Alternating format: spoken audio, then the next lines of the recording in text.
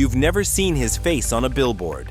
He doesn't sell you gadgets, tweet about crypto, or promise to change the world with an app. But when this man speaks, the stock market holds its breath. CEOs freeze, economies shift, trillions move instantly. And the wild part? He doesn't own a company. He doesn't even need a vote. Most people couldn't even tell you his name. But he might just be the most powerful man in global finance. And no, he's not a billionaire. So, who is he? Let's go back. He wasn't born with a silver spoon or raised in the elite halls of Wall Street royalty. He grew up in Washington, D.C., the son of a lawyer and the sixth of 7 kids in a tight-knit Irish Catholic family. He didn't go straight into finance. Instead, he studied politics at Princeton and later earned a law degree from Georgetown. Early on, his path looked like it was headed for a quiet life in public service. But then, he made a move. He jumped into the private sector, worked in investment banking. Eventually, he became a partner at one of the most powerful private equity firms on the planet, the Carlyle Group. So yeah, he got rich, but not billionaire rich. His net worth? Somewhere between $20 to $55 million. That's nothing in a world where hedge fund managers buy islands before lunch. But in 2012, there was a major shift in this man's life. He was appointed to the Federal Reserve Board of Governors, and in 2018, he became chair, still with no election, no campaign, no public spotlight. And yet, this one man now had the power to shake the foundations of the global economy with just a single sentence. He's the reason your mortgage is expensive, why your credit card interest went up, why inflation became a dinner table topic. That man is Jerome Powell, chair of the U.S. Federal Reserve, also known as the Fed, the central bank of the United States. Powell doesn't fly on private jets with rappers or own a sports team. He's low-key, careful with his words, and generally avoids the spotlight. And yet, he's arguably the most powerful man in global finance. Why? Because when he speaks, markets move. Literally, trillions of dollars respond to his words. A single sentence in one of his press conferences can send stocks soaring or crashing. When Powell raises or lowers interest rates, he affects everything, from your credit card interest to global trade deals. He can cool down a raging housing market or pump life into a slowing economy. And he does all of this without needing a vote from Congress. So no, Powell isn't flashy. He's not building rocket ships or tweeting memes about dog coins.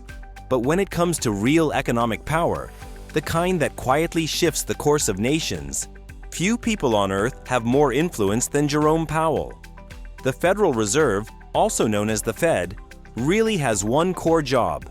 It sets the tone for how expensive or cheap money is to borrow. That all boils down to one key lever: interest rates. Now, in plain English, interest rates are like the oxygen that keeps the economy breathing. Too much, and the economy gets hyper, overheated, and reckless. Too little, and it starts to suffocate. When interest rates are super low, borrowing is easy. People start buying homes they can't afford. Companies take out loans to expand like crazy.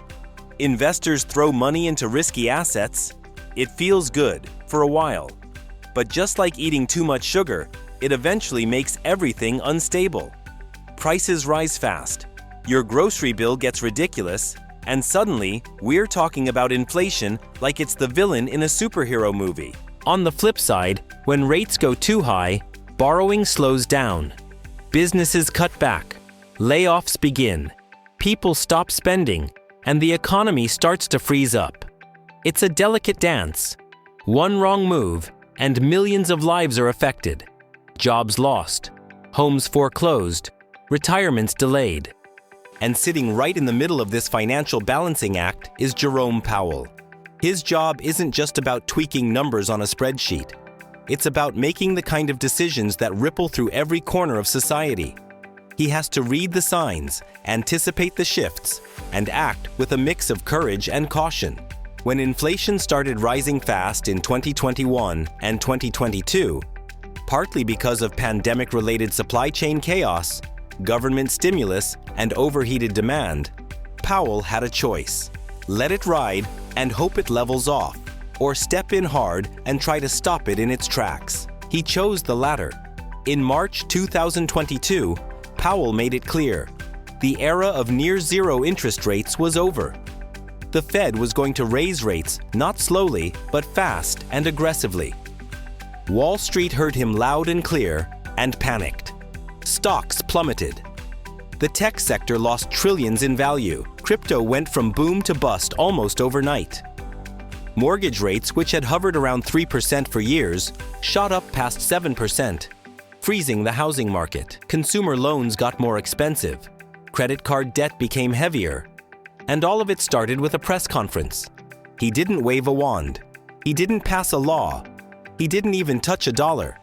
He just spoke, clearly, firmly, and with intent, and that was enough to jolt the global economy. That's the power of silent authority. That's the weight of Jerome Powell's voice.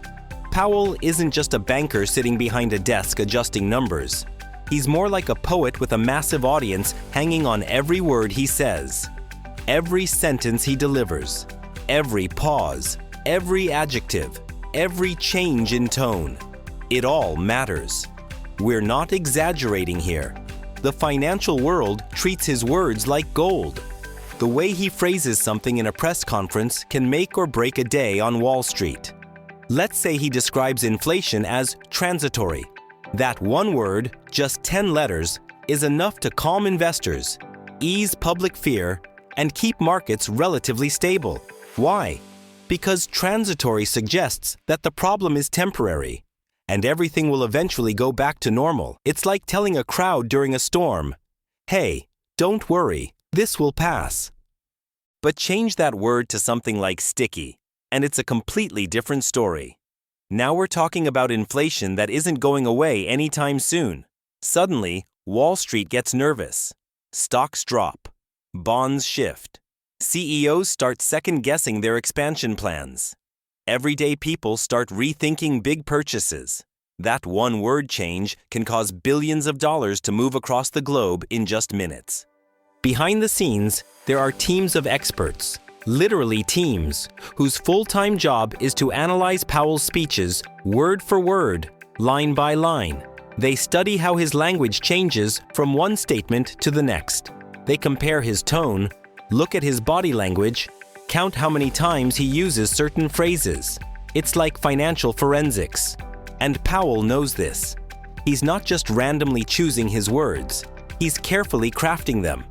Sometimes he's crystal clear, and sometimes he's deliberately vague. Why? Because ambiguity is a tool. If the markets are too certain, they move too fast. By keeping people guessing, Powell keeps the system from swinging too far in either direction.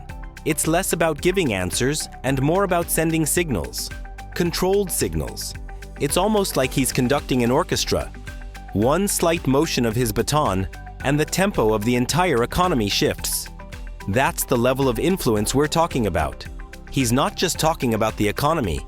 He's shaping how people feel about it. And when you're in charge of the US dollar, sometimes feelings move faster than facts. In March 2020, when COVID hit, the entire economy started to collapse.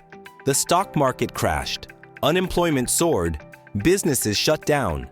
And then Jerome Powell did something historic. He slashed interest rates to near zero. He pumped trillions into the economy through a strategy called quantitative easing. The Fed basically became the backstop for the entire financial system. Powell didn't just stop a depression. He jump-started a rally that made 2020 and 2021 some of the most profitable years in market history. He's not flashy, he's not loud, but when the world was on fire, Powell was the guy holding the fire extinguisher. Of course, it wasn't perfect. Some say Powell waited too long to raise rates again, which led to runaway inflation in 2022. Others argue the Fed is too powerful, too secretive, and makes decisions that help the wealthy more than the working class. And Powell? He hears the criticism. But he stays calm, stoic, measured, like a chess player thinking 3 moves ahead. He's made mistakes, sure, but he's also playing the hardest game in economics, managing America's money while the whole world watches. Jerome Powell doesn't need a spotlight. He doesn't tweet. He doesn't chase followers. But the moment he steps up to a podium, the entire global financial system holds its breath. That's the power of the Fed chair. That's the weight of every word he says. So next time you hear about inflation, interest rates, or whether a recession is coming, remember, it might all come down to a man you've probably never met. Not a billionaire, but easily the most powerful man in finance. If you made it this far, you now know more than most people about the man quietly steering the world's money. Hit that like button if you learned something new, and subscribe for more stories that reveal what really moves the money. Because sometimes the real power isn't loud. It's quiet and wearing a suit.